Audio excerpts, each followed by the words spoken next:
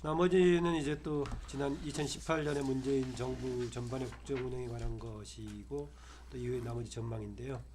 종합적인 것을 나중에 하고 먼저 부문 한두 개를 먼저 하도록 하죠. 경제 관련 얘기부터 먼저 하겠습니다. 경제 관련 얘기, 왜 다른 얘기? 경제 관련 이야기했죠. 네, 경제 관련 얘기인데 지난 상당 기간 동안은 이른바 소득주도 성장론을 둘러싼 논란이 거의 좌우됐다라고 볼 수 있겠죠. 그런데 최근에 와서 문재인 대통령 산업정책 부재에 대한 반성과 더불어서 여러 가지 활성화 대책 얘기했습니다.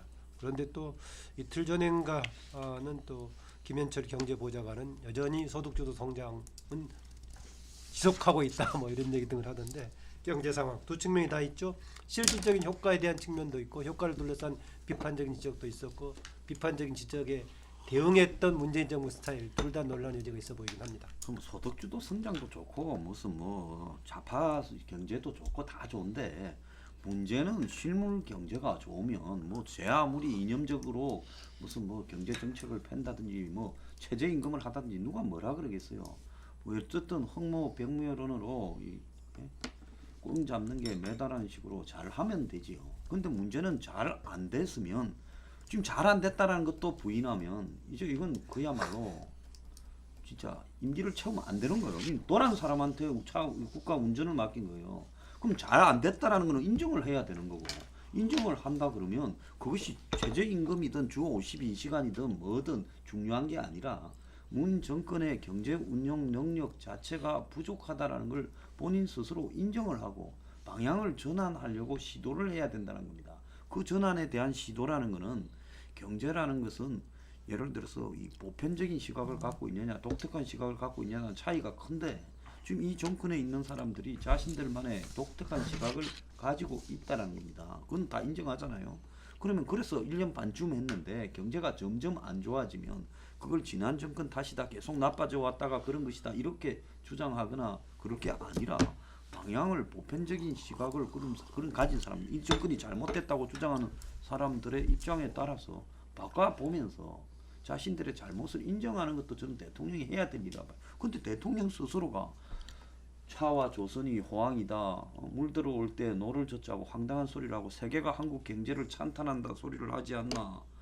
더 나아가지고 무슨 최저임금의 효과가 90%다라고 하지 않나. 경제 지표는 좋은데 정책 실행에 집행에 문제가 있다. 이런 식으로 이야기를 하고 그래서 저 사람이 화성이나 어디 금성에 있는가라는 이런 지금 부분이 있어요. 생각이. 지금 대기업의 프랜차이저 이런 외식 업체들도 다 문을 닫고 있는 상황으로 그 정도로 최악의 상황으로 가고 있는 상황에서 이렇게 국민과 대통령이나 권력 핵심들 간의 이 경제를 바라보는 시각차가 존재가 한다면 이거는 대통령이 맞고 국민이 틀린 거예요. 국민이 맞고 대통령이 틀린 거예요.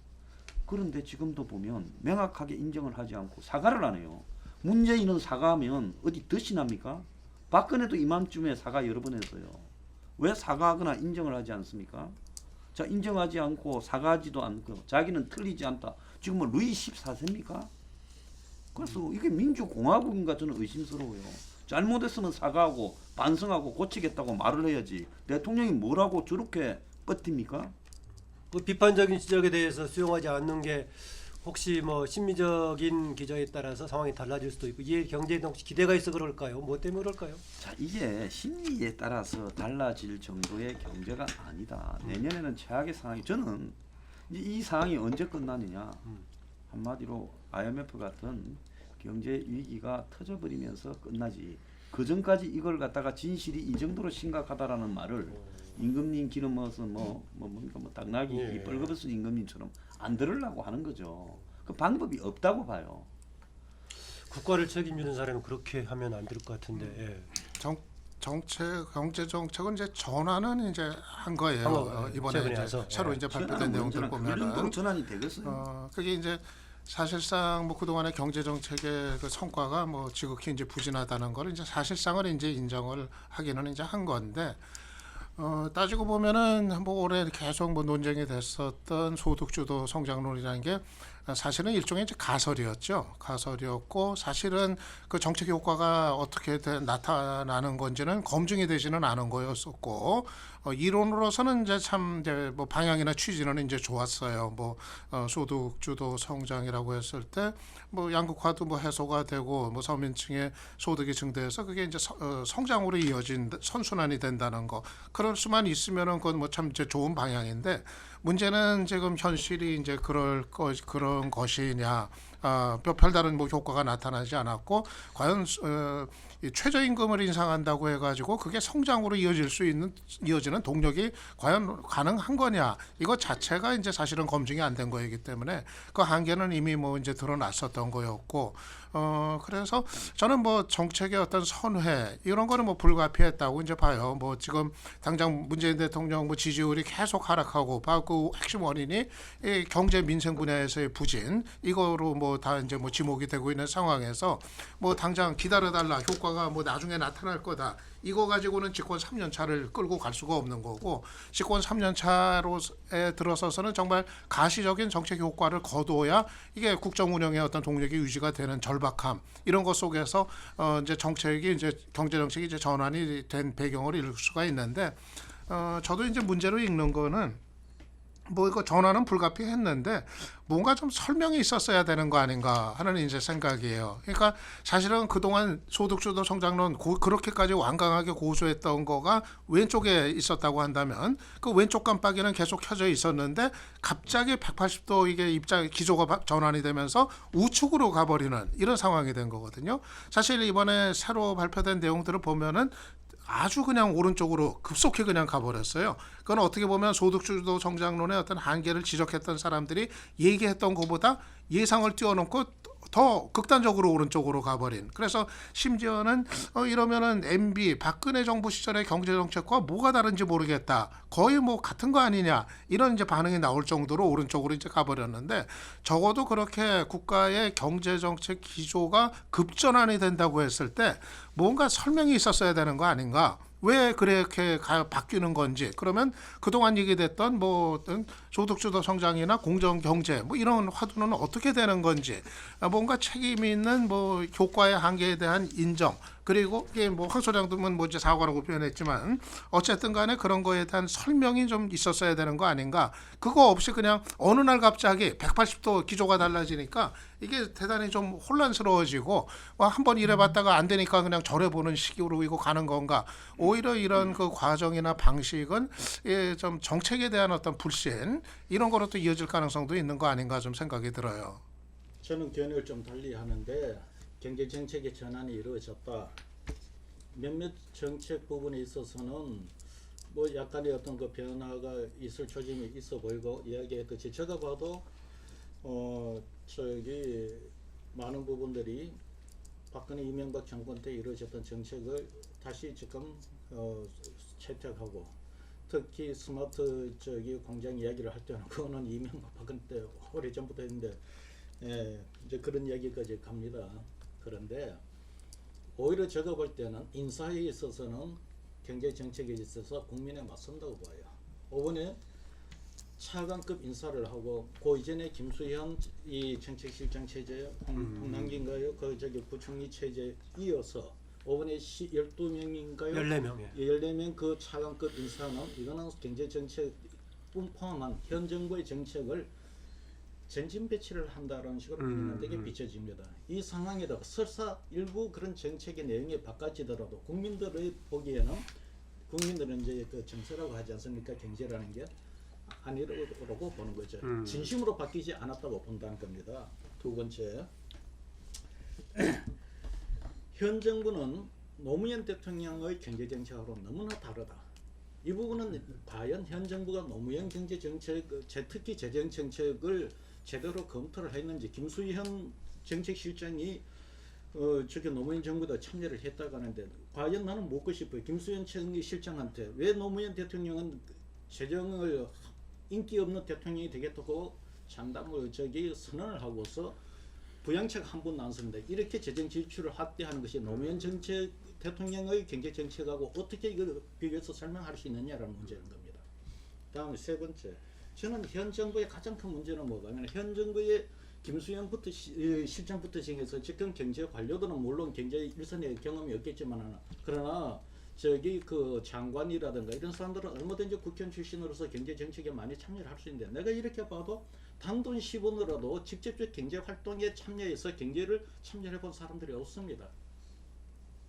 이거는 돈을 사업을 하던 경제 활동을 해서 돈을 직접 만들어 보지 않는 사람들이 경제를 어떻게 합니까? 그러면은 그러나 반면 노무현 대통령은 달랐다는 거. 본인이 부산 상고를 나왔습니다.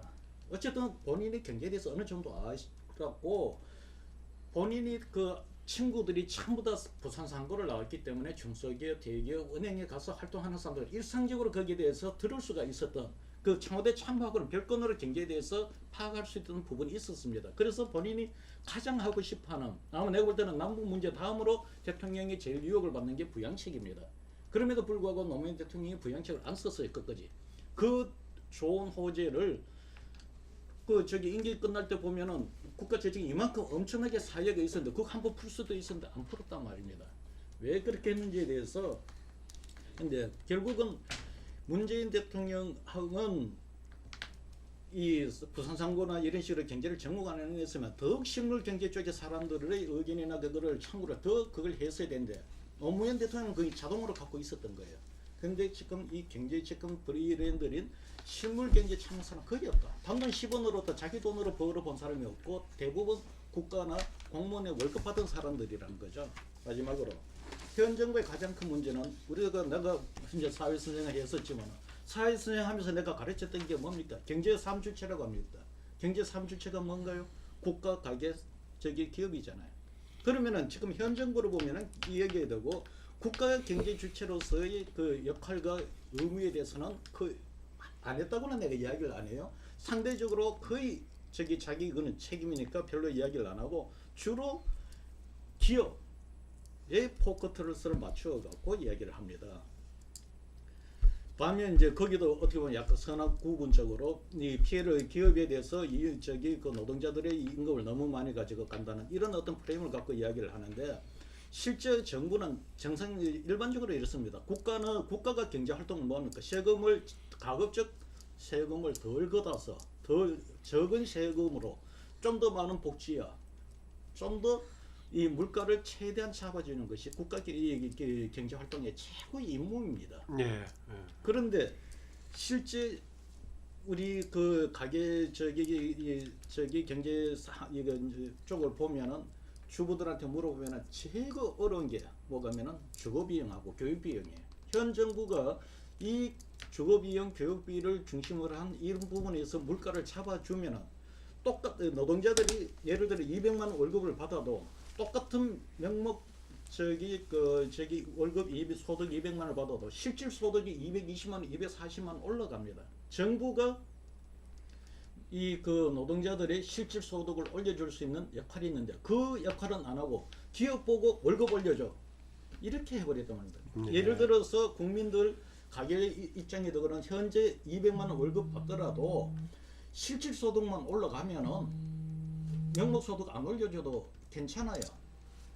네. 만족합니다. 근데 현 정부의 가장 큰 문제는 국가 정부 정책으로서 국민들한테 보장해 줄 수 있는 실질 소득에 대한 노력이나 거기에 대한 그것을 선행을 하지 않는 상태에서 일방적으로 기업을 상대로 해서 명목 소득을 올리라고 하니 그것이 지금 부메랑이 되는 겁니다. 기업을 상대로 명목 소득을 올리고 나면은 인건비 오르죠. 모든 물가가 올라가고 결국 정부가 잡아야 될 물가를 저기 그 올라가게 잡지도 못한 물가를 올리는 악순환이 되어버린 거죠. 현 정부는 지금 이 구조인데 아까 이야기했지만 이 소득 주도 성장이니 혁신 성장 이런 지금 프레임들이 보면은 지금 이야기했던 이런 국가의 경제 주체로서의 국가의 어떤 역할 이런 부분 국민들의 실질 소득을 보장해주는 이 역할에 대해서 명확하게 지금 책임을 통감하거나 그 부분에 대해서 어떻게 해결하겠다는 것에 대한 명확한 지금 답이 안 나왔습니다. 오히려 집값은 조금 떨어지고 지금 올라가 있고 사교육비 보세요. 뭐 지금 더 떨어진 게 있나요? 없습니다. 아주 흥미로운 좀 지적인데요. 소득주도 성장이라면은 그 주체가 되는 가계의 경제 상황에 대한 문제의식을 가졌어야 되는데 거기는 문제의식을 갖지 않았다는 지적과 더불어서 아까 거의 이명박 박근혜 시기로 이제 전환한 것 같다라고 했었는데 전환한 게 아니라 오히려 전면화시켰다라는 해석 같네요. 김능구 대표. 그 제가 볼 때 이제 일단은 아쉬운 점이 이번 연말에 들어와서 그 임대료 인하하고 이렇게 카드 수수료 인하가 이루어졌잖아요. 그랬을 때 우리가 이제 올해 17%였죠. 그 최저임금 올라간 게. 네, 16.9였으니까. 네, 이게 17% 정도 됐는데 그 부분을 이제 이 영세 자영업자라든지 특히 편의점으로 대표되는 이런 부분에서 감당할 여력이 없어가지고 상당한 저항을 받았는데 이 부분들을 같이 시행했어야 됐다.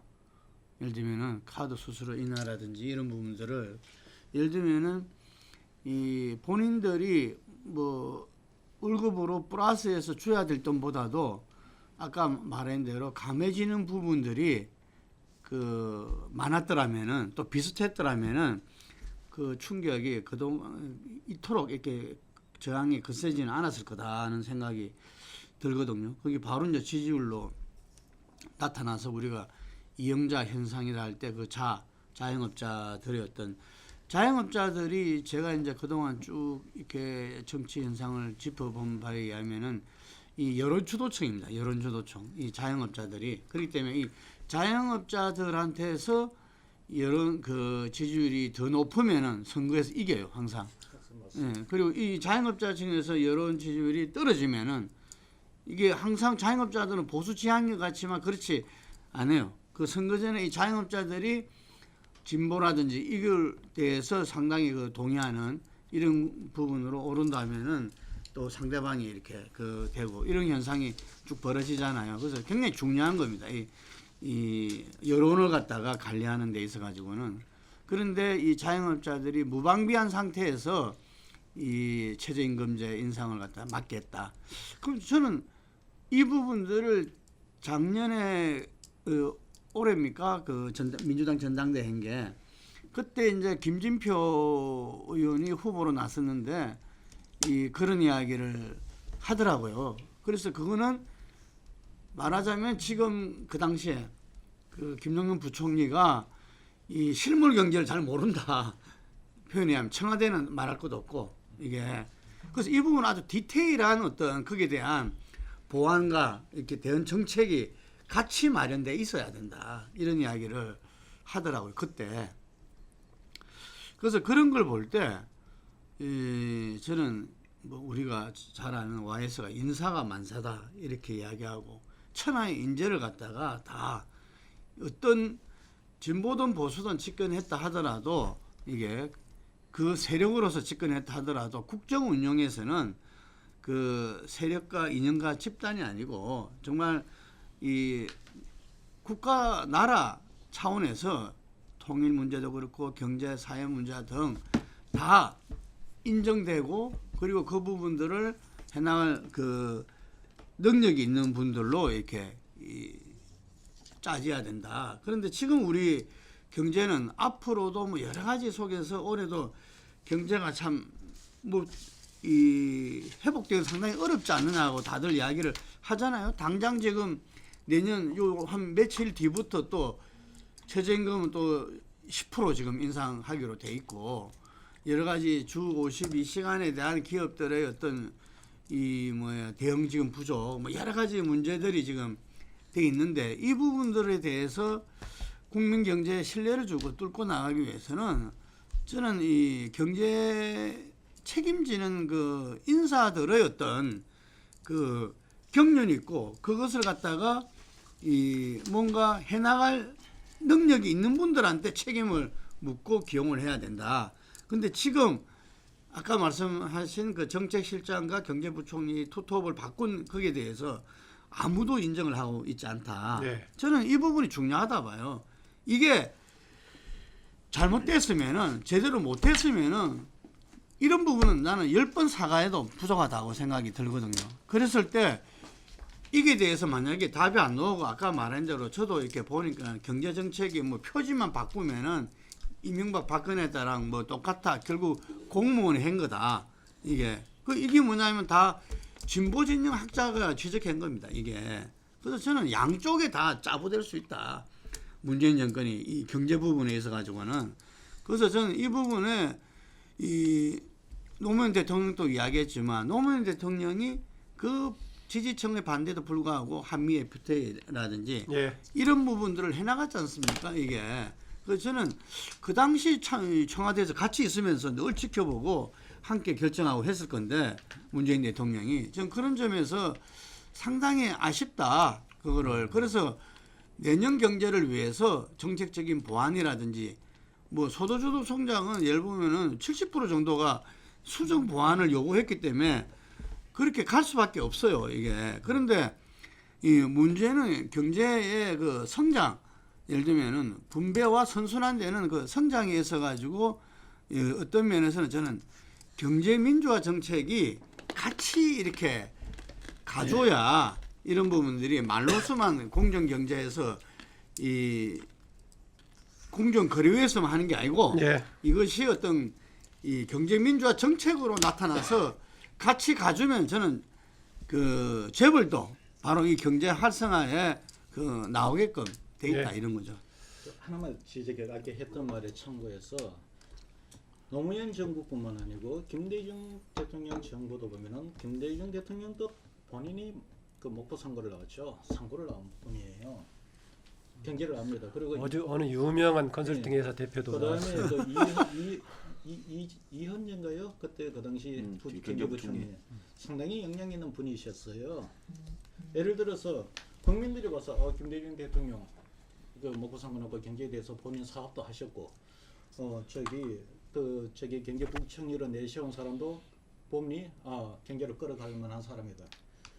노무현 대통령 본인이 부산성 나와서 실무 경제에서 파악하고 적어도 그 국가 이익을 위해서 지켜야 될 국가 재정은 최고 인기 없는 대통령이 되겠다고 지키는 그런 모습들을 보면서 비판을 하고 왜 부양책을 안 쓰냐고 이야기를 하면서도 그럼에도 불구하고 나중에 성과가 나왔단 말입니다. 그런데 아까 전 국민 경제에서 국가 이 가계 그 기업에로 놓고 볼 때 이 국가는 여기에다 그 심판자 역할을 해야 되는 게 아니고 조정자의 역할을 해야 되고 정책을 내놓고 그 가계와 기업의 정책을 비전제시하고 조정자의 역할을 해야 되는데 지금은 보면은 그 국가의 그 경제 주체로서의 책임은 소홀히 하면서 여기서 심판자가 되는 모습으로 나타나고 있다는 겁니다. 현 정부가. 예.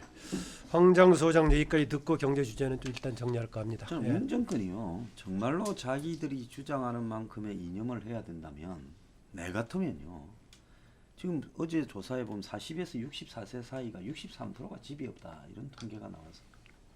지금 집 때문에 이렇게들 대한민국 국민들이 고통을 겪고 출산도 하지 않고 결혼도 안 하는 추세로 사회가 지금 이 멸종 단계로 가지 않을까 우려되는 부분이라면 싱가포르식의 주거 정책을 과감하게 도입을 해서 그것이 오늘날 진짜 가장 필요한 좌파의 어떤 해야 될 정책이 아니냐. 싱가포르식이 어떤 거죠? 국가가 주택청을 신설해서 이 국가가 국민의 한 8, 90%에 해당되는 국민들에게 저렴한 한 60%의 가격으로 자금 20%만 소유하면 다양한 형태의 주택을 보급하는 정책을 하고 있잖아요.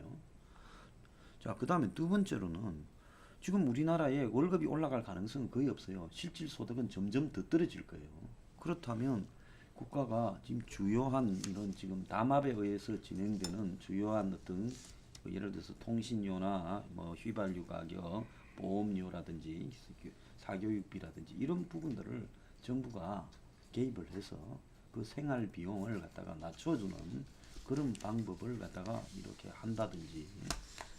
그 다음에 이제 더 나아가서 정말로 예산 중에서 이것저것 막 불필요한 예산은 전부 짜서 아주 뭐 시급한 거 아니면 인프라도 안 하고 한 100조를 만들어서 그야말로 국가적 고용 창출로 나서서 이 국가가 무슨 뭐 학교에 이부 교사를 채용해서 사교육을 전부 대체하겠다고 나선든지, 예술을 하는 사람도 테스트를 해서 일정 수준이 되면 공적 예술 공급을 하게 한다든지, 그다음에 치매 노인 요양병원 부분들을 국가가 운영하면서 거기에 요양보호 요원 같은 사람을 몇만 명씩 이렇게 채용을 한다든지, 이런 식으로 한번 한다면 난 인정을 하겠어요. 그런데 말로만 좌파지, 최저임금이 아무것도 아닌 게 솔직히 말하면 최저임금 없어도 망하는 거고 최저임금 더 빨리 망하는 것밖에 없어. 주 52시간도 마찬가지. 근데 이런 게 뭐라고 정말로 경제에서 아주 미세한 부분적인 부분을 집착하면서 스스로 그 말에 노예가 돼버린 것 같아요. 그러면서 또 하는 거 보면 희한한 짓거리를 해요. 원격 의료, 인터넷 은행, 입국장 면세점, 자동차 카풀. 이게 무슨 놈의 기술 핵심입니까? 일자리를 더 없애는 부분에 방향으로 작용할 가능성이 크지요. 예. 그걸 보면, 그런 데는 또 보면 특정한 어떤 힘 있고 빽 있고 돈 있고 로비 잘하는 세력과 결탁된 게 아닌가 하는 의심까지 낳고 있어요. 그러니까 택시 기사들이 10만 명이 넘는 사람들이 길거리를 메우는 거 아닙니까? 그래서요, 이 정권이 나중에 지나가고 보면 제 장담을 하는데 가관인 일들이 많이 폭로될 거라고 봅니다. 카풀 자체도 형식상으로 선언한 4차 산업론에 그냥 아이, 그 차의 맞다, 어플이 그거 어플이 그게 뭔 놈 4차 산업혁명입니까? 예? 유치한 이야기죠. 그건 기술도 아니에요. 알겠습니다. 거기까지 했는데 이제 한경 소장은 정말 좌파 진보적으로 할만하다면 이런 방향으로 했어야 되는데 그것도 아닌 좌파 정책이었다. 사회 분야 쪽으로 하겠는데 사회 분야 쪽은 일정하게는 정부의 국정 운영하고도 관련돼 있는 분야가 있고 또 그거랑 상관없이 사회 자체가 가지고 있는 동력이 있을 법도 한데 포괄적으로 봐서 그 중에서 각자 관심 있게 봤던 부분, 주목했던 부분을 사안을 꺼내서 얘기해 보기로 하죠. 사회 분야 뭐 여러 가지가 있었는데요. 뭐 국회하고 연관된 뭐 채용비리 논란도 있었고 그다음에 사회적으로는 뭐 또 미투 논란 같은 것도 있었고 또 역시 또 정부하고 많이 관련이 되네요. 사법부 분야 농단 재판 진행 과정에 있는 것도 있고 여러 가지 있는데 주목했던 분야 하나씩 좀 짚고 넘어가죠. 유창선 박사 어느 부분에 주목했어요? 그래서 뭐 미투 운동 같은 경우는 뭐 한때 정말 뭐 이제 확산이 되는 그런 뭐 현상을 이제 보여가지고 상당히 뭐 좀 의미 부여를 좀 이제 할 수가 있었는데 그리고 이제 좀 한풀이 이제 꺾인 것 같아요. 미투 운동이 그 단기간에 좀 정점을 찍고서 그 다음에 굉장히 좀 오히려 이제 위축이 된 게 결국은 이제 미투 고발에 나섰던 여성들이 사실상 또 한 번의 이제 피해를 입는 이런 상황이 내내 좀 여러 곳에서 이제 목격이 됐던 것 같고 그래서 그런 분위기 속에서는 누가 뭐 이 문제를 뭐 입을 열기가 좀 힘들어하는 그런 분위기로 다시 이제 돌아가 버렸던 것 같아요. 그리고 실제로 뭐 안희정 전 지사에 대한 뭐 판결 같은 것도 이제 그렇고 판결 이전에 뭐 이제 재판 과정 같은 거 놓고 보면은 그 피해 여성 고발에 나섰던 피해 여성이 이제 재판에 가서는 오히려 뭐 거의 뭐 이제 피고가 된 것 같은 이런 이제 분위기. 그러니까 왜 성폭행을 당한 여성처럼 행동하지 않았느냐 하는 이런 추궁을 내내 받는 어떤 이제 상황. 이거는 뭐 미투 운동에도 불구하고 결국은 뭐 재판 과정에서도 그런 광경들이 계속 반복이 됐다는 거는 여전히 우리 사회의 어떤 그 문제 여전히 그냥 그대로 있다 하는 거 달라지지 못하고 이런 거를 보여줬던 것 같아요. 그래서 미투 운동이라고 하는 것이 지금 분위기 같아서는 그때 그저 뭐 일시적인 어떤 유행처럼 그냥 이제 지나가는 좀 이런 운동으로 일단은 좀 상당히 위축이 된 거 아니냐 그렇게 이제 뭐 판단이 듭니다. 이게 좀 의미 있는 그 운동으로 좀 진전이 되기 위해서는 뭐 이거를 모든 문제들을 고발하는 그 피해자들한테 다 떠넘길 것이 아니라 이것이 가능할 수 있는 어떤 사회적인 환경이나 제도 이런 게 뭐 절실하다는 걸 확인시켜 준 것 같아요. 예, 관련해서 뭐 이재명 지사 건도 같이 포괄해서 뭐 얘기하도록 하죠. 뭐 관심 있으신 분들은요. 현 정부가 시작하면서 정치 적폐에 이어서 이제 그 사회 적폐, 생활 적폐로 청산으로 넘어오는데 좀 많이 아쉬운 부분이 이겁니다. 과거 김대중 노무현 정부 10년을 집권을 한 경험이 있고 야당 9년을 했으면 이 집권하면은 이런 문제를 어떻게 해결할 것이라는 것에 대한 마스터 플랜이 있어서 거기에 따라서 움직여줘야 되는데 이것이 대체적으로 보면은 현 정부가 선제적으로 대응해서 그 적폐청산하고 제도개혁하기 전에 사건이 전부 다 먼저 뻥뻥뻥 터져버렸어요.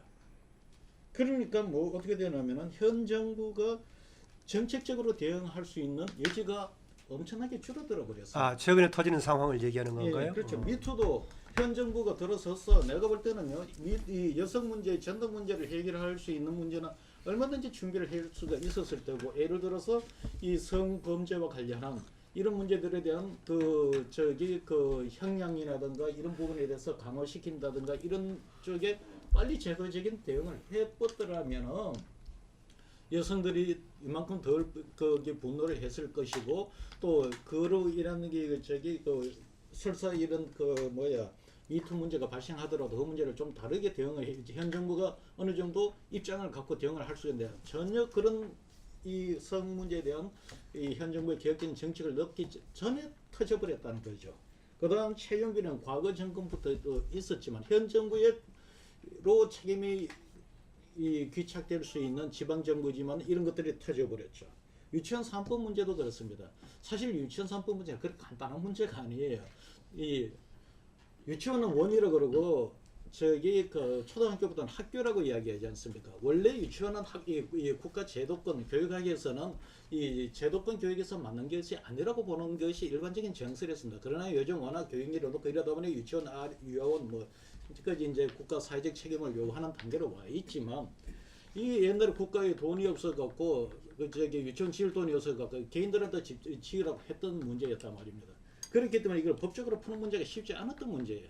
그런다면 이걸 빨리 이 문제를 대응을 했었어야 됐는데, 박 의원님 그것이 여기에 대한 폭로가 나고 나서 이게 문제가 진행하니까 현 정부가 대응할 수 있는 여지가 굉장히 줄어들어 버렸다는 겁니다. 예. 이런 식으로 현 정부가 예를 들어서 김대중 정부가 들어섰을 때는 그럴 수 있다고 봐요. 왜냐? 사상 처음 야당이 정권을 잡았으니까 이제 그럴 수가 있었다고 보는데, 지금은 그렇게 이해가 안 가는 게 김대중 노무현 10년 정권을 이렇게 국정에 대해서 알건 다 알지 않습니까? 야당, 그리고 또 야당은 잡고 나서 야당으로서 9년 동안 국정에 대한 얼마만한 지적을 했었습니까? 왜 이 마스터 플랜이 없고 5개월 전 동안에 이건 내가 볼 때는 6개월 이내 이 문제들에 대한 대응이 나왔더라면 그 이후에 이런 문제가 터졌더라도 이것이 훨씬 더 체계적으로 아주 사회 통합적으로 정리가 되면서 빨리 수습이 됐을 텐데 지금은 이게 수습이 안 되고, 그러다 보니까 결국 전체적으로 지금 부담이 오지 않습니까? 한번 보세요. 미투 문제 이거라도 보니까 우리나라가 내가 전번 달에도 했지만 역대 여론조사에 되고 보면 항상 진보적인 민주당이 남자들의 지지율이 높고 여자가 지지율이 낮았어요. 근데 이 정권은 그렇게 뒤집혀 버렸단 말입니다. 채용 부위리 문제 때문에 결국 어떻게 됐습니까? 20대들 일탈이로 연결이 돼버렸죠. 그러니까 정치적으로 대단히 어려운 문제가 지금 가고 있는 거죠. 예, 대체로 뭐 정부의 국정 운영과 관련된 사안이 될 수밖에 없다라고 얘기하시는데요. 이 점이 있는 것 같습니다. 포괄적으로 보자면은 지금 얘기했던 뭔가 제도적인 보완이라든가 재발 방지책을 우선하는 게 필요했다 이런 지적하신 것 같은데, 정부의 최근 방식은 구세력들의 청산에 초점을 두다 보니까 야당으로부터는 무슨 뭐 보복인 이런 논란까지 불러일으켰던 것 같습니다. 황장수 소장. 자, 지금 그 국세력 청산 그 문제를 여기서 이야기합니까? 사회 문제 지금 얘기하니까 사회 조금 종합적인 건 좀 이따 할 거고요. 예, 김태우 이야기도 해요 여기서. 뭐 좀 이따 얘기합시다. 좀 이따 이야기하죠. 예. 그럼 저는 사고공화국 이야기 좀 예. 하겠습니다. 대통령 후보 때 선거 한 달 전에 국민의 안전은 국가의 책임이다. 다시는 안전 때문에 눈물 짓는 일이 없도록 하겠다고 본인 입으로 이야기를 했어요. 자, 근데 요즘 사고 한번 보십시오. 사람이 몇백 명 단위로 안 죽으니까 그거 안심하는 겁니까? 저 옛날에 없던 새로운 유행의 대형 사고들이 터지고 있어요. 저유소가 폭발해 KT에 화재가 나, 그리고 또 심지어 난방공사 열 수송관 터져부터 시작해서 KTX가 탈선을 해. 그러면서 이제 강릉 펜션 이런 사고도 터지고 있어요. 옛날에 YS 때 그렇게 많이 터졌었는데. 네, 그런데 지금 이제 막 터지고 있어요. 그리고 이뿐만 아니라 또 정권 초창기에 터졌던 뭡니까 제천의 스포츠 센터 그 목욕탕 화재, 무슨 또 밀양의 이저 요양병원 화재 또 영흥도 이 낚싯배 전복요 그건 다 10수명, 29명, 40명 이래 죽었다고요. 그리고 9.1 고시원 화재도 있었고요. 그래서 지금 이번 같은 경우에도 보면 한번 보십시오. 50만 원씩, 30만 원씩 받는 펜션이 숙박 시설이 아니고 무슨 농가주택의 부업이다. 그러면서 이것이 뭡니까? 이 감시 감독의 사각지대에 농림부도 하고 지방의 자치단체도 하고 그러면서 심지어 이걸 진짜로 담당하는 숙박업소를 관리하는 업체는 부서는 손을 떼고 이러다 보니까 이런 사고가 나는 겁니다. 그래서 이렇게 안전사고가 많이 나는데도요. 여기에서 사람이 몇백 명 단위로 안 죽으면 그런 문제가 아닌 겁니까? 그래서 세월호를 가지고 그렇게 재탕, 3탕, 4탕, 5탕 해서 이렇게 비판을 하고 집권을 했으면 사실 박근혜 정권이 세월호 때문에 맛이 간 거 아닙니까? 자기들은 그보다 훨씬 나은 관리 능력을 보여줘야 될 책임이 있는 거 아닙니까? 근데 지금 이게 뭐냐는 거죠. 공무원들이 다 정권이 전부 북한에다가 신경 쓰고 있다 보니까 공무원들이 다 손을 놨냐. 또 경제 문제만 해도 뭐 사회 문제지만은 경제 문제만 하더라도 이제 김정은이 안 오니까 이제 우리 인이 달라졌어요. 경제에 신경 써요. 이러는 겁니까? 그럼 김정은이 왔으면 또 신경 안 쓰고 거기만 신경 썼을 겁니까? 그랬어요. 나라가 전부 지금 나사가 풀려갖고 그것이 무너지는데 하일리히의 법칙이라는 게 있지 않습니까? 작은 사고가 자꾸 나면 나중에 큰 재앙이 닥친다고요. 그럼 이쯤 되면 정말 이 사고에 대해서도 진짜 이 전체적으로 시스템적으로 바꾸고 고치고 하는 게 있어야 되는데 이번에도 보면 법규 미비 아닙니까? 15,000원짜리 가스 감지기를 갖다가 둬야 된다는 강제 조항이 하나 없어서 이런 일이 발생했다는 거 아닙니까? 그러니까요. 그렇게 큰 소리 치던 국민 안전은 국가 책임이라는 사람이 책임 좀 져보라는 거예요. 김용우 대표 표정이 좀 침울하네요. 이 정권 그리고 여당 관계자들을 이렇게 만나보면은 인수위 없었다는 걸 갖다가 굉장히 이야기를 많이 합니다. 그 2달간의 이 대통령 보궐선거다 보니까 2달 그 선거 끝나고 바로 다음 날부터 직무가 시작되다 보니까 인수위 2달간을 가지면서 그 국정 전반에 대한 어떤 점검 및 계획 수립, 정책 수립 이런 부분들이 상당히 부족할 수밖에 없다. 그 이야기하는 거는 본인들 스스로가 지금 국정에 대한 준비가 좀 제대로 안 돼 있었다. 뭐 이러는 것도 자인하는 거죠.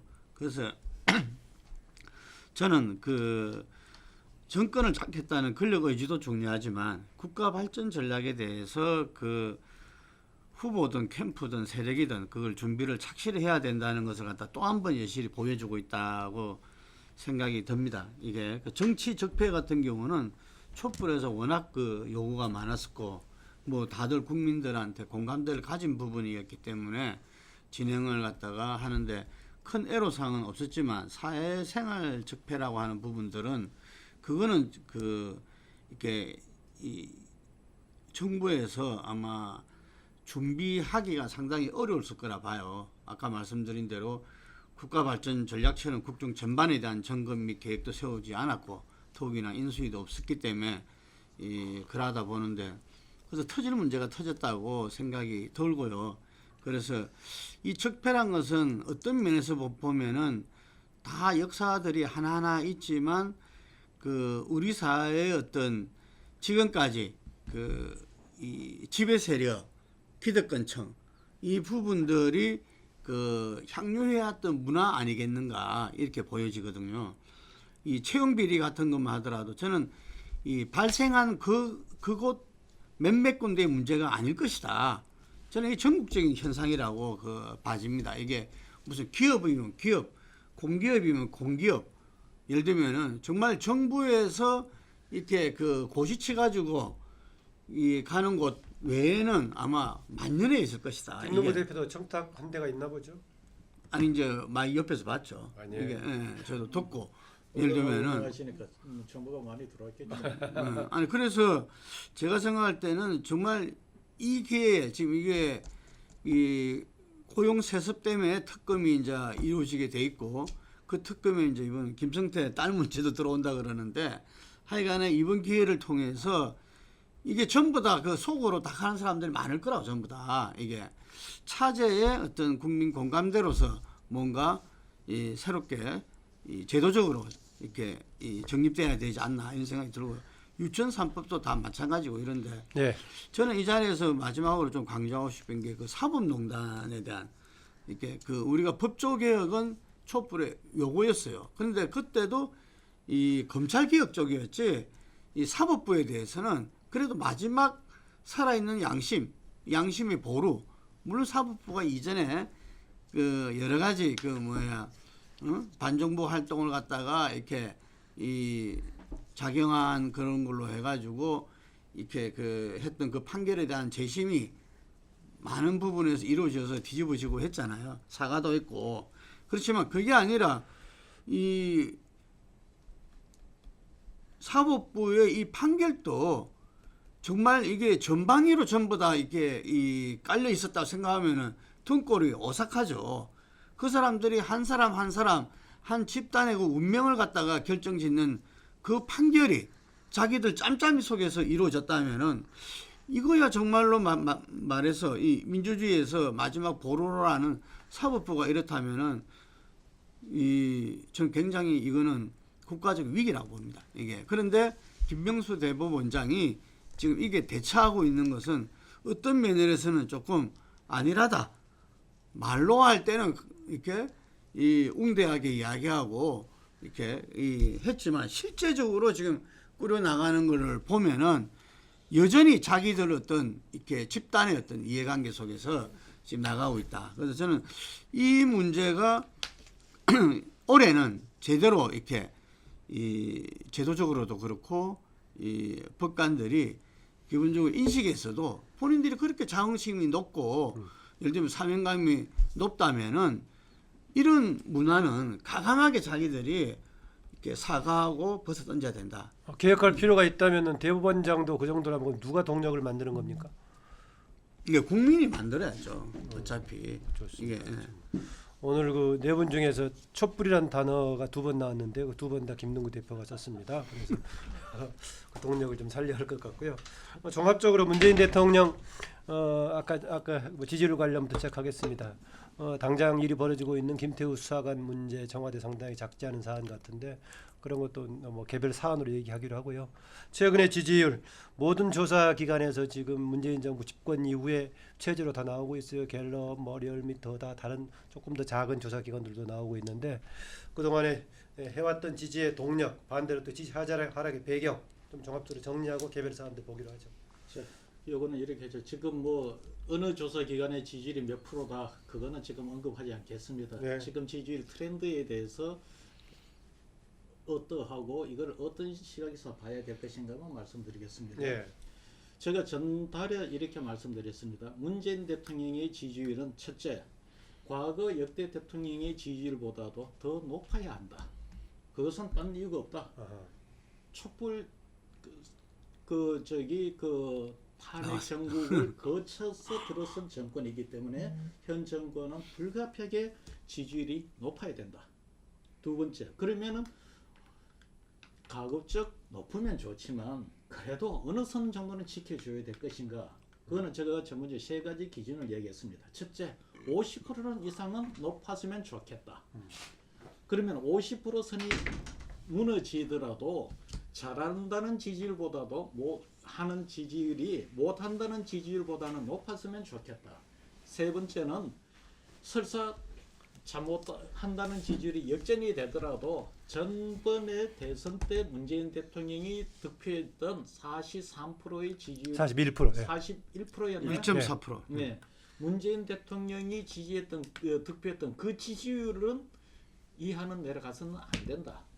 실제 문재인 대통령의 득표율과 이 집권 대통령 지지율 맞비교를 할 수가 없습니다. 이거는 대통령 선거는 여러 명이 붙었던 상대 지지율이고 문재인 대통령의 지지율은 이건 절대 지지율입니다. 절대 지지율이 시험으로 따진다면 훨씬 더 쉬운 한쪽이 붕괴된 상황이다. 그렇게 보고있요. 그러니까. 그런데 지금 이번 달에 들어서서 이미 전번 달에 50%의 지지율이 무너지기 시작했고 이번 달에 들어와서는 긍정 부정 지지율이 지금까지는 그래도 긍정의 지지율이 높았는데 부정 지지율이 역전되는 지금 단계에 와 있다. 그러나 아직 전번 대선 때의 득표율까지는 아니지만 이런 지금 모양을 보이고 있다. 이제 요거를 염두에 두시고 이제 세 번째는 아까 말씀드렸듯이 문재인 대통령이 역대 최대 대통령의 지지율이라는 것에 대해서는 이거는 다시 생각을 하시라. 과거 정권은 5점 척도로 했고 현재 정부는 4점 척도로 하기 때문에 내가 볼 때는 역대 대통령으로 보면은 노태우 대통령 때는 여론조사가 저게 정확하게 잘 안 나와 있기 때문에 빼고 YS에서 놓고 본다면은 5점 척도로 예를 들어 YS를 시기에 전부 5점 척도로 환산을 한다고 놓고 보면은 제가 보건데 문재인 대통령의 지지율은 YS, DJ 다음에 내가 볼 때는 한 세 번째 정도, 즉 5점씩으로 하면은 한 60%대 정도 지지율을 나왔던 대통령이다. 초기 때도 예. 예, 그 정도만 인식을 좀 해야만이 이 오일 뭐라고 하나 이 예. 정치에 대한 정확한 정치에 되고 여론을 정치적으로 이용해서는 너무 자기 편의적으로 해석하는 것은 좋지가 않다. 네, 역대하고 비교해서 뭐 이 정도 괜찮다라고 가끔 여권 일부에서 하는 사람들이 있는데 홍영기 소장은 오히려 지금 탄핵 정국 이후에 들어선 정부이기 때문에 역대 평균보다 훨씬 높아야 얘기를 할 만한데 그런 기준에 따라서 봐야 된다는 얘기고요. 황장 소장이 아까 생방 이것 때문에 작업했으면 기다리고 있는 상황이어서 종합적인 전망을 같이 비롯해서 예, 문재인 정부의 지금 상황과 진단 전망까지요. 예.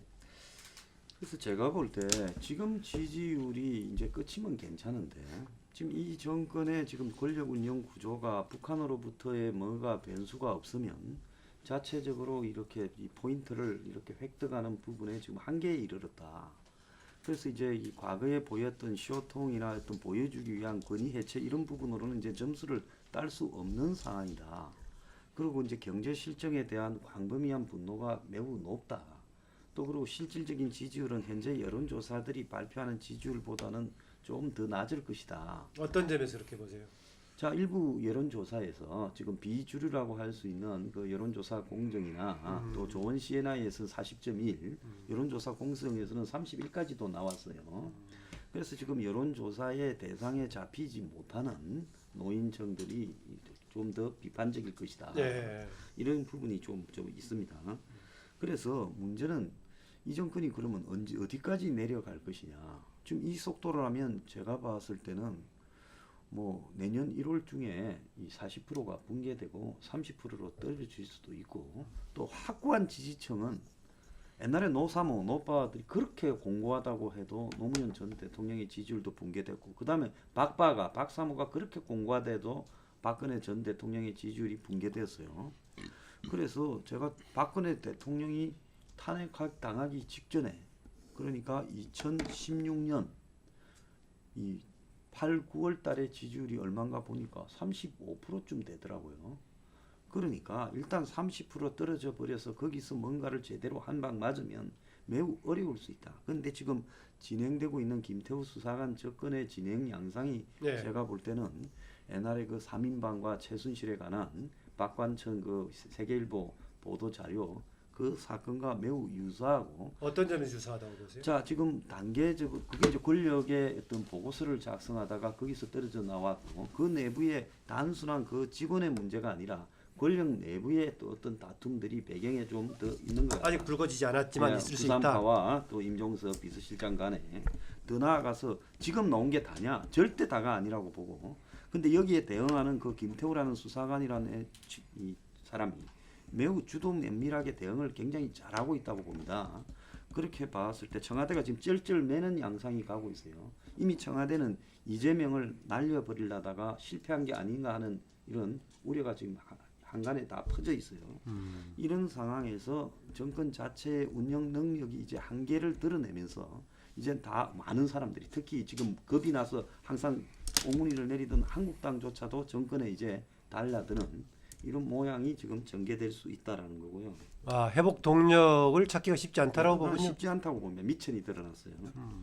그다음에 연동형 비례대표제와 여권의 정계 개편은 저는 이거는 지금 그냥 논의될 뿐이지 어렵다라고 봅니다. 예. 정권 지지율이 더 내려가면 또 개헌을 던질 거라고 보는데요. 본격적으로 그 잘 안 될 거라고 보고요. 그다음에 이제 뭐 바른미래당에 있는 한국당 의원들 한 대여섯 명 출신 한국당 출신 대여섯 명은 점차적으로 한둘씩 갈 건데 유승민 의원은 아마 총선 전에 백지장도 하나 맞들어야 될 상황 정도가 됐을 때 마지막에 움직이지 않겠나 이렇게 보고 있고요. 바른미래당은 결국 한국당 성향을 가진 사람은 빠지고 일부 바른미래당화 돼 있는 의원들 극소수만 남게 되면서 결국은 그건 조만간 일어날 거라고 보세요. 아니 저는 조만간이 아니지만 그런 과정으로 점점 내몰려가고 그러면서 바른미래당과 평화당 이런 성격들이 비슷해져 갈 거라고 보고 두 당이 또 먼저 통합을 하지 않겠나도 보여요. 예. 다시 그러면 또 한 40석 뭐 이렇게 들고 있다가 몇 명 빠지고 몇 명 들어오고 그러다가 이제 그 당이 마지막으로 민주당과 최종 통합을 이 총선을 앞두고 하지 않겠냐 이렇게 보고 있고요. 지금 보수 진영에는 자기 대선 주자가 총선 전까지 잘 안 나타날 거라고 보고 총선까지. 예. 예.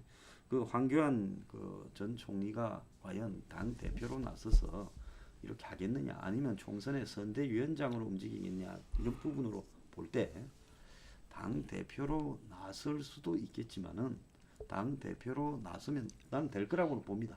지금 한국당의 성향으로 보면. 근데 총선까지의 1년이 넘는 과정을 끌고 갈 역량이 되겠느냐라는 부분은 지금 퀘스천 마크가 있지요. 다만 이제 이 현 여권에서 대권 후보가 예, 누가 자기 될 주자. 거냐. 예. 그 부분에서는 지금 이재명이 싸워서 버텼기 때문에 압도적으로 유리한 아, 위치에 그렇게 보세요? 점에 있다 이렇게 보고 있습니다. 그 오늘 갤럽 조사에서 처음으로 긍정보다 부정이 꽤 높게 나왔어요. 아, 오늘 거 못 봤는데 네, 나왔군요. 긍정이 45%였고 부정이 46%. 이게 최초죠. 부정은 지난번하고 똑같은데 이제 부정이 더 늘었구나. 네, 부정이 늘었습니다. 그래서 그 정당 지지도도 보면은 민주당이 39고 자유한국당이 21%. 이게 그건 그게 뭐- 갤럽에서도 20%를 이제 넘어선 거죠. 한국당이. 그런데 저는 이제 대통령의 어떤 그 지지도를 봤을 때 아까 여러 가지 말씀을 해주셨는데 이 지난 대선 때 그 촛불 속에서도 41.4%밖에 못 받았어요. 예. 거기다가 정의당의 그 심상정 후보가 받은 6%. 그래서 아마 47, 8%가 마진선 아니냐 이렇게 이야기하는 사람도 있거든요. 두 후보의 지지율 합한 어쩌 말하면 그게 이제 그 진보의 마지노선 아니냐 뭐 이렇게 이야기를 하는 건데 우리나라에서 지금 통상 분류하는 그냥 진보로 그 봤을 기준에 때 따르면 이미 붕괴가 됐네요. 그러면. 붕괴가 됐다 봐야죠 이게. 그런데 저는 이제 마지노선을 전에도 이야기했지만 41.4%로 본다. 예. 이게 그래서 이게서 빠져나갔을 때는 지금은 그 선에서 붕괴됐지만 지난주도 뭐 그게 큰 의미가 별로 없었어요 이게. 근데 사람들은 그거는 플러스 6% 했을 때 이야기인 거고 일반 국민들이 인지하고 있는 거는 41% 정도라고 생각을 하고 있단 말이죠. 그럼 이게 빠졌을 때는 저는 바로 레임덕이 온다 이를 봅니다. 이게 레임덕이 온다. 그래서 이것이 올 한 해에 이걸 버텨주느냐 못 버텨주느냐가 저는 상당히 중요하다. 이게 그 평화 프로세스도 그렇고 경제도 그렇고 이게 전반에 대해서 중요하다. 그래서 이 부분에서 아마 촛불을 이렇게 2천만 명이 이렇게 참여해서 했지만 거기에서 이 상당한 역할을 했던 분들은 정말 문재인 정부에 대한 호불호를 떠나서 문재인 대통령이 갖는 촛불 대통령이라는 갖는 의미에서 이 지지율을 그 고수해야 된다. 그러려면 어떤 정책으로서 또 어떤 이 행보를 가져가야 되는가 이게 대해서 지금 많이들 고민하고 또 그 부분에 대해서 제안하고 있을 겁니다. 제 생각에. 예. 예. 그런데 우리가 노무현 대통령이 본인이 비주류의 비주류다 이렇게 이야기를 했잖아요. 그럼 40%, 16% 대통령이라는 이야기였어요. 이게 참 정말 깝깝한 이야기인데 지금 촛불 대통령임에도 불구하고 문재인 대통령이 하는 여러 가지 인사라든지 정책의 그 행보를 보면은 노무현 대통령이 토로했던 비주류 16% 대통령보다도 더 좁혀서 보는 거 아닌가. 저는 그 점이 굉장히 중요하다고 보거든요. 왜? 본인의 국정 운영의 기반을 더 좁혀서 보고 있다. 예, 그래서 그런 부분들이 갖다가 이렇게 우리가 처음에 어쨌든 이 잘 나갈 때는 모르지만 어떤 집권 2년차, 3년차 들어올 때는 진검승부 아니겠어요? 그럴 때는 많은 그 이 국민들이 또 지지자들이 함께 할 수 있는 또 같이 나갈 수 있는 이런 정책과 인사들로서 이렇게 나가셔야 되는데 예. 그런 부분들이 상당히 인재풀도 좁고 예를 들면 정책 부분에서도 아까 뭐 완전 오른쪽으로 경제 정책이 지금 이번에 그 전환됐다 뭐 이랬는데 그것도 저는 갈짓자로 봐요 지금. 예. 그렇다고 해서 그 부분에 대해서 그럼 시장에서 그 뭐야 한호하느냐 전혀 그런 게 없거든요. 예를 들어서 그래서 저는 이 모든 게 어떤 그 이 사실은 준비 안 된 대통령과 집권 세력의 어떤 그것을 다시 또 보이는 거 아닌가. 예. 그래서 본인들이 집권한 게 아니라는 거 이야기를 강조하고 싶어요. 촛불이 이 만든 정부고 대통령이다. 그러면은 촛불의 그 뜻과 그 세력과 함께 하려는 노력이 그 필요하다. 그럴 때는 얼마든지 저는 다시 이렇게 그 50%로 차고 올라갈 수 있다. 올라갈 수 있다. 네. 근데 지금 현재는 상당히 그 부분에 대해서는 이렇게 그 예상하기가 쉽지 않는 상황이다 여러분. 네, 별거 아니지만 지지율 관련해서 다시 한번 확인할게요. 문재인 대통령은 41.08%를 받았기 때문에 41% 정도로 얘기하는 게 적절하고요. 아까 0.4는 안철수가 21.41%를 받아서 안철수가 21.4고 홍준표가 24.03이니까 그냥 24% 정도로 보는 결에서 저기 문재인 대통령은 아마 41.08이니까 41% 정도 하면은 적절치 않을까 좀 그렇습니다. 예. 뭐 문재인 대통령 지지율 뭐 데스크로스 그 조사 발생하는 조사 결과는 이미 뭐 여러 곳에서 이제 네. 나오고 있는 것 같고요. 근데 갤럽까지도 나왔다고 그러니까요. 뭐 그리고 뭐 자유한국당 지지율은 뭐 이제 회복세로 들어서고 있고 앞으로 뭐 쉽지는 않아 보여요. 뭐 내년 들어가도 한반도 정세 교착 상태 뭐 일정 기간 지속될 거로 보이고 뭐 지금 지지율이 하락하고 있는 핵심 원인인 경제 문제가 뭐 단기간에 어떻게 뭐 해결될 수 있는 문제가 전혀 아니고 아마 어려움이 계속 더 가중이 되지 않겠나 예상이 드는데 한편으로는 굉장히 이제 아쉬워요. 그 집권 초반에 자신을 찍었던 측 말고도 뭐 보수층까지도 뭐 지지를 했었던 그런 이제 대통령이었는데 예. 왜 그거를 지키지를 못하고 결국은 다 원대복귀를 지금 시키고 있는가는 그래서 저는 뭐 지금 이제라도 좀 초심으로 돌아가야 되는 거 아닌가 뭐 그런 이제 생각을 이제 해요. 한마디로 얘기하면 좀 어떤 국가적인 탕평책이 이제 필요했었는데 그렇게 지지를 하고 이제 모여든 층들을 다 좀 껴안고 갈 수 있는 어떤 좀 탕평의 어떤 결단 이런 게 좀 이제 필요했는데 사실은 그렇지 않고 좀 보여줬던 거는 좀 집권 세력의 어떤 도덕적인 우월감이 좀 너무 앞선 나머지 항상 이제 우리가 옳다. 이 어떤 그 정서 이것 속에서 모든 정책들이 이제 전개가 되고 그러다 보니까 이 폭이 굉장히 좁아졌던 것 같아요. 결국은 이제 자기들끼리 이제 국정 운영을 하는 이런 결과가 이제 나아졌고 그게 뭐 인사라든가 뭐 여러 가지 측면에서 결국은 이제 우리가 옳으니까 우리끼리 할 수 있다. 이 어떤 과신이 결국은 그 많이 모였던 그 지지층을 다 껴안지 못하고 원대복귀 시키는 이런 이제 과를 낳은 거 아닌가 생각이 이제 들어요. 그래서 저는 뭐 이제라도 좀 어떤 국가적인 쇄신책이 필요한 거 아닌가 문재인 정부에 이런 생각이 들고 사실 뭐 대대적이하겠네요. 한다면은 지금 그럴 것 같아요. 예. 하나는 저는 청와대 쇄신부터 좀 필요하다고 봐요. 지금 바로 우리끼리 한다는 거에 지금 가장 핵심이 이제 청와대로 지목이 지금 되고 있기 때문에 네. 청와대부터 어떤 좀 쇄신의 결단이 필요한 거 아닌가 하는 정말 좀 대의를 위해서 물러설 사람들은 좀 물러서고 좀 이런 모습이 좀 필요하다 생각이 이제 들고요. 그리고 또 하나는 항상 그 신념은 있지만 능력이 없는 정권이라는 이 꼬리표가 이제 달려버린 것 같거든요. 네. 신념은 옳은 것 같긴 한데 이 능력이 딸리는 것 같다. 이런 거 지적이 지금 계속되고 있는데 결국 이것도 저는 탕평 인사, 정말 능력 있는 인사들 우리끼리만 하는 게 아니라 항상 알던 사람들 자기들끼리만 하는 게 아니라 정말 능력 있는 사람은 탕평의 어떤 인사를 할 수 있다는 이런 모습까지 좀 보여줘야 되는 거 아닌가 생각이 들어서 어떻게 보면 그동안 집권 초기에 너무 높았던 지지율이 과신을 불러일으켜 가지고 결국 이런 그 급속한 어떤 좀 하락을 초래한 거 아닌가. 이제라도 좀 쇄신의 어떤 노력에 따르지 않는다면 이게 과거 참여정부의 어떤 반복, 참여정부 어떤 말기의 어떤 그 실패의 어떤 반복 이런 그 우를 범할 수 있으니까 이제라도 좀 쇄신의 결단을 내려야 되지 않나 그런 생각이 이제 듭니다.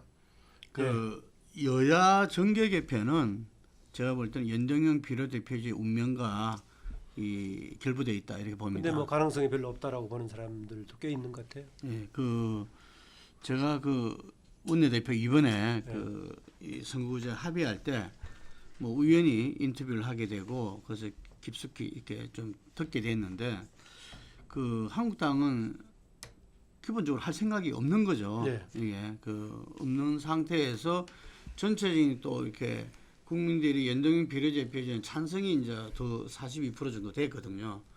예, 그렇기 때문에 그 흐름을 갖다가 자기들이 갈 수는 없고 또 두 당 대표 단식에 있어가지고 어떤 상황이 발생해 자기들이 책임질 수도 없는 거고 그래서 적극 검토란 말로서 그걸 넘겼다고 생각하고 민주당 같은 경우는 더 말할 나위도 없고요. 이 대통령 문재인 대통령이 그거는 이 그 선거구제 이 개편을 지지한다라는 그 문희상 의장과의 그 전에 숱하게 반복하셨지만 그런 속에서 자기들도 뭐 거기에 대해서 이렇게 하지 않을 수 없었던 거고 하지만 이 의원 정수 확대에는 국민 80% 반대한다는 것을 계속 이야기하고 있잖아요. 그래서 거대 양당이 1, 2당이 거기에 대해서 반대하기 때문에 쉽지 않지 않겠나 하지만 제가 생각할 때는 만약에 이것이 또다시 거대 양당이 누가 보더라도 에서 이걸 질질 끌게 만들어 가지고 유명무실하게 만든다면은 아마 거센 저항이 다시 불러일으킬 것이다. 그래 봐야지고 아마 이것이 제 생각에는 한 330석 정도에서 예를 들면 완벽한 연동형을 갖다 실현시키지는 못하더라도 완벽하지 않은 연동형이 뭐가 있을까요? 아니 이게 연동형을 택하느냐 마냐가 있을 뿐이지. 아니지 정수에서 360석 정도는 돼야 250석을 그대로 유지했을 때 그 나름대로 그 100석 정도가 되잖아요. 이게 이게 비례 대표가 100석 정도는 돼야 이 권역별이든 뭐 하더라도 어느 정도 반영이 네. 이루어진다는 이야기인 거죠. 그런데 설사 그게 부족하더라도 이번 합의문에도 10% 내걸었었잖아요. 정수학 때는. 그래서 그 정도 선에서라도 제가 볼 때는 연동형 비례대표제가 이번에 실현될 가능성이 저는 있다고 봅니다. 높다기보다도 있다고 본다는 거죠. 그랬을 때 아까 황 소장이 이야기했는데 바른당에 있는 보수 주양 인사들은 어떤 경로를 통해서든지 한국당으로 갈 수밖에 없다고 봐요. 왜냐하면 그 지역의 핵심과 지지자들이 다 요구하고 있기 때문에. 네, 또 일부 이미 이탈했고요. 예. 그런데 그래서 남은 바른미래당에 있는 분들은 사실 민평당하고 큰 차이가 없죠. 다 중도개혁이니까 이게 그래서 또 자기들로서도 이 교섭단체도 못 되고 이러니까 뭐 이렇게 자꾸 민주당으로 회귀하려는 그런 움직임이 있잖아요. 안 받아줘서 그렇지. 그래서 저는 두 당은 아마 통합할 가능성이 높다고 봅니다. 그래서 왜 안철수는 왜 그 짓을 했을까요? 그러니까 이 3당 체제와 정의당에서 4당 체제로 다시 재편되리라 보는데 만약에 연동 비례대표제가 안 됐다. 그러면은 이 3당의 수는 통합된 그 당의 의원 수는 더 줄어들겠죠. 네. 이게 더 줄어들 것인데 어쨌든 저는 연동형 비례대표제가 정계 개편의 어떤 여러 가지 폭과 내용을 갖다가 규정하려고 봅니다. 저도 그 부분은 동의합니다. 연동형 비례대표제가 어떻게 되느냐에 따라서 앞으로 정치권, 정당 정치권의 이 정계 개편에 영향을 미친다. 내가 볼 때는 먼저 독립 변수로서 영향을 미칠 것이다. 그러면 연동형 비례대표제에 대해서는 전망을 어떻게 하는가? 저는 약간 좀 부정적으로 본다. 계속 이야기했는데 여러 가지 이유를 대면 이렇습니다. 우리나라 국민들은 중선거구제에 대해서 별로 좋은 기억이 없어요. 소선거구제에 대한 선호도가 높고, 다음에는 이 지역 이 선출 국회의원보다도 비례대표 국회의원에 대해서도 별로 이미지가 안 좋습니다. 그 다음 양당제를 선호하는 성향도 있습니다. 그리고 이 연동형 비례대표에서 국민들이 이해하기가 너무 어려워요. 거기다가 문제는 제일 어려운 부분은 지금 현재 의원 수를 늘리는 거는 김 대표님은 뭐 230석, 뭐 330석, 350석 정도를 이야기하는데 내가 볼 때는 국민들 정서상을 단 한 석도 지금 허용하지 않으려고 할 겁니다. 오히려 7이라는 여론이 높을 정도로 정치 불신이 너무 커요. 정치 이거는 국민들이 볼 때는 국민들의 이해관계가 아니고 정치인들의 이해관계로 봅니다. 즉 국민들의 민의의 왜곡된 그 구조를 해결한다라는 식의 원론적인 이해 문제의식보다도 정치인들의 자기네들 국회의원 숫자 늘리기고 저거 밥그릇 챙기는 거로 이해를 합니다. 그래서 결국은 이거는 연동제에 대해서는 적어도 내가 볼 때는 정치권이 이걸 해결을 하려면 현재와 같은 단순하게 국민들의 의견이 왜곡되는 선거제도를 바로잡는다는 이런 정도의 공자님 같은 말씀이 아닌 다른 더 국민들 설득시킬 수 있는 논리와 프레임을 갖고 접근을 해야 되지 않을까 그렇게 봅니다. 네, 황수영도 먼저 가고 있으니 저도 그냥 한마디 하고 마무리할까 하는데 추가로 혹시 하실 수 있으면 하시고 아니면 마무리할까요? 하나만 예, 간단히 얘기하시고. 아니 대선 주자를 해놨잖아요. 뭐 최근에 대선 주자 강수장도 얘기해왔으니까 한마디 최근에 대선 주자 포함해서 얘기하십시오. 그러면. 최근에 뭐 전국 상황 보면은 과거 그 양 세력이 물고 뜯고 이제 싸우는 어떤 그 전국으로 이제 돌아가고 있다는 좀 생각이 좀 이제 들어요. 그래서 아까도 얘기했지만 이게 이제 아쉬움인데 현재 집권 세력이 좀 힘이 있었을 때, 환경이 이제 좋았을 때, 사실은 자유한국당이 아주 위축이 돼 있을 때, 입지가 없었을 때, 사실은 좀 더 선제적으로 어떤 그런 구도를 넘어설 수 있는 어떤 노력을 좀 기울였어야 되는데 그 시기를 그냥 이제 다 지나가 버리고 나니까 이제 자유한국당은 좀 힘이 좀 살아났고 그리고 지금 집권 세력은 힘이 빠져가고 있고 이러니까 결국은 이제 똑같은 위치에서 그냥 서로가 그냥 치열하게 그냥 사활적인 대결을 벌이는 이런 구도로 결국은 회귀가 되는 것 같아서 그게 참 안타깝기도 하고 우려스럽습니다. 네, 김동무 대표 대선 주자 관련.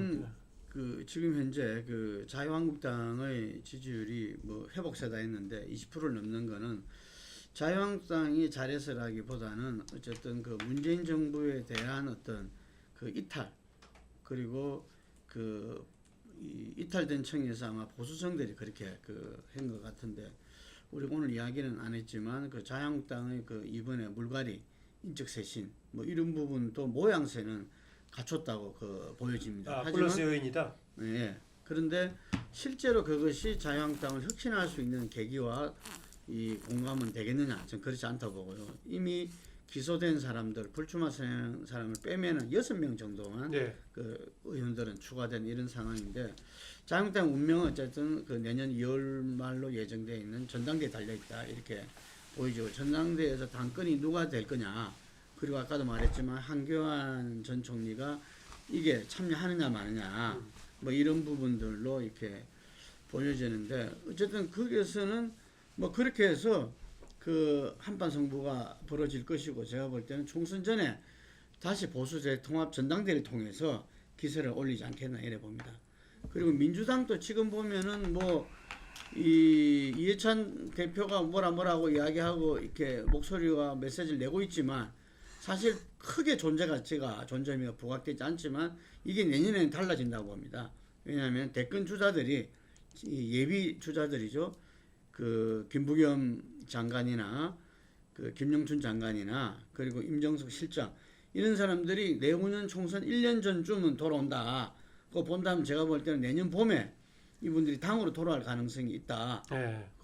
보여지면은 대권 주자가 있는 당은 틀리거든요. 이게 그래서 여당에 새로운 활력이 생길 거다라고 보고 있네요. 새로운 활력이 생길 것이다. 이게 예, 그러면서 뭐 이 대통령 이렇게 정책에 대해서도 뭐 아마 이 청와대 정부란 이야기는 좀 이렇게 그때 되면은 극복되지 않을까 이렇게 예측을 하는데, 암만 해도 이렇게 대선 주자들이 이 당과 당 안팎에서 넘나들 때 그때 이 여의도 정치권도 좀 이 활발하게 움직이게 되지 않을까 이래 싶으면서, 현재 앞서가 있는 그 대선 주자로 나오는 이낙연 총리라든지 한교안 그 전 총리 뭐 이런 분들은 제가 생각할 때 여전히 우리 국민들 밑바닥에는 그 여의도 정치권 출신에 대한 어떤 불신이 그렇지 않은 사람들에 대한 어떤 선호, 그 이낙연 총리도 뭐 국회의원도 사선하고 뭐 이렇게 했지만 지금 어쨌든 그거 벗어나 있는 이런 그 이미지 효과도 상당히 크다. 그래서 이것은 결국 내년 이후에 그 진검승부판에 들어가서 네. 이낙연 총리도 본인이 총선에서 어떤 역할을 할 건가 깊이 고민하고 있다 그러더라고요. 네, 아까 황장 소장은 이재명 지사 문제를 여권의 일부의 제거 전략 실패로 이제 본인은 그렇게 해석을 하고, 그래서 뭐 가장 유력하게 떠오른 사람이다라고 해석을 하던데, 그 이재명 지사 전망 비슷하게 동의하세요? 저는 뭐 그렇게 생각은 안 하는데, 예. 왜냐하면은 대통령은 우리 국민들이 예. 이 기본적으로 거기에서 MB는 조금 예외였지만 도덕성을 상당히 소중하게 생각하거든요. 그렇기 때문에 법적으로는 어떻게 되더라도 저는 그 이재명 지사의 도덕성은 논란이 여기 남아 있다. 남아 있기 때문에 아마 저는 대선 주자급에서 이렇게 왕성한 활동 가능하다 봐요. 재판 결과에 따라서 무죄가 된다면은. 그렇지만 그것이 이후까지 이렇게 나가기에는 한계가 있지 않나 봅니다. 예. 대체적으로 우리나라 국민들이 보면은 대통령과 지자체장을 서히 이상적으로 선호하는 리더십과 국회의원하고는 조금씩 달라요. 예. 오히려 지자체장은 약간 대통령하고 좀 가까운 편이고, 근데 대체적으로 대통령, 지자체장은 통합형 정과 정책 비전을 갖고 있는 이런 스타일. 반면 국회의원들은 그런 스타일도 좋지만 때에 따라서는 이 비판적, 견제적 기능을 하는 이런 전투력을 갖고 있는 이런 사람을 또 선호하기도 해요. 이재명 시장은 사실 5번 도지사가 되었지만 국민들이 그런 시각에서 지금 도지사에 대한 그 투표를 했다기보다도 지금 이 탄핵 전국 이후 치러지는 첫 선거에서 어떤 그 프레임 속에서 당선이 되었는 것이지, 그런 어떤 국민들의 전통적인 어떤 그 지도자 리더십을 갖고 당선되었다기는 보기는 어렵습니다. 그래서 아직 이재명 도지사는 좀 더 검증을 하고 많이 받아봐야 되는데, 그 캐릭터상으로 놓고 본다면은 이재명 도지사는 약간 오히려 국회의원 스타일이에요. 네, 국회의원 스타일이고, 반면 역대 우리나라에서 정치 경험이 없는 순수 총리 출신이 선출직 대통령이 된 적도 없고 후보로 가본 적도 없습니다. 엄청나게 후보는 갔지, 이해창. 이해창 두 번이나 정도로 했네. 항상 갔네요. 근데 이해창 총재 후보의 경우는 캐릭터가 많이 독특했고, 실제 정권하고 그 권력하고 대립하는 그런 강단이라도 보여줘. 자진해서 그만뒀죠, 있었죠. 총리를. 그래서 자기의 어떤 이미지를 스스로 창출하는 과정을 거쳤는데, 그 외에 지금 그 정치 총리들은 그런 강담이나 그런 어떤 걸 리더십을 발휘하는 사람이 없습니다. 해서 이낙연 총리야 당연히 그 국회의원 여의도 경험이 있으니까 이제 순수 그런 총리라고 보지는 않는 거고요. 한교안 총리가 실제 내가 볼 때 보수의 당대표가 나온다, 내가 볼 때는 그 정도 강탐이 있어 보이지도 않을 뿐더러 차려놓은 상에서 주면은 거기 앉을 수는 있을지 몰라도 스스로 자기 길을 개척해 갈 만한 그런 리더십이나 배짱, 그리고 그런 비전을 갖고 헤쳐나가는 리더십이 약하지 않느냐. 결국은 그래 되면은 보수 진영은 새로운 차기 대권 주자들, 새로 발굴하고 새로 키워나가면서 실질적인 대권 주제들의 그 세대 교체가 이루어져야 되는 그런 단계다 저는 그렇게 봐요. 예, 한경 소장이 또 먼저 가고 있는데 저도 잡지 구성상 필요할 것 같아서 제 이야기 한마디. 예. 문재인 정부의 종합적인 최근 상황에 대한 진단과 전망 관련해서 말씀드리겠습니다.